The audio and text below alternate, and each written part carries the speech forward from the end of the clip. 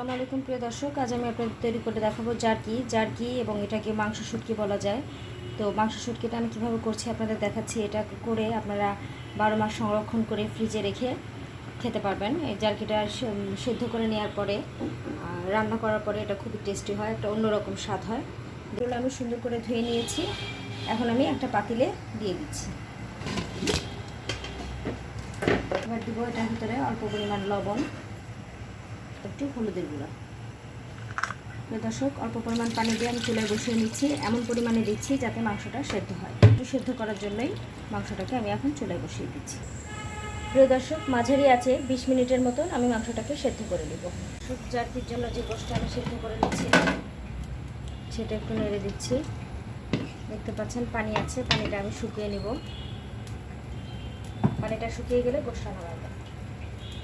প্রিয় দর্শক, চলছে জার্কি তৈরির প্রসেসিং। যেহেতু জার্কিটা আমি রোদে দিতে পারছি না, তাই আমি গ্যাসে চুলায় জার্কিটা শুকিয়ে নেওয়ার চেষ্টা করছি।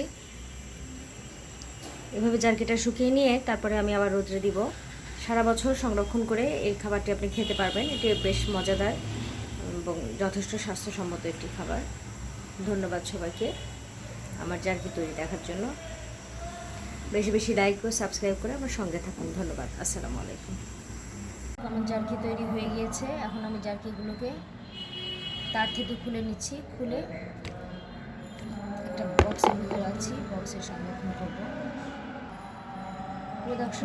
প্রিয় দর্শক, জার্কিগুলোকে এভাবে আমি শুকিয়ে নিয়েছি। এখন আমি একটি বক্সে সংরক্ষণ করব। এটিকে আমি ডিপে রেখে দিব এবং আপনারা যখন ইচ্ছে করবে তখন বের করে খেতে পারবেন। প্রিয় দর্শক, হয়ে গেল আমার জার্কি তৈরি। এভাবে তৈরি করে সারা বছর ফ্রিজে রেখে আপনারা এটা রান্না করে খেতে পারেন। আমি রান্নার প্রসেসিং পরে দেখাবো, এখন আপনাদের শুধু জার্কি তৈরির প্রসেসিংটা দেখালাম। ধন্যবাদ সবাইকে আমার ভিডিওটি দেখার জন্য। বেশি বেশি সাবস্ক্রাইব ও লাইক করে আমার সঙ্গে থাকুন। ধন্যবাদ। আসসালামু আলাইকুম।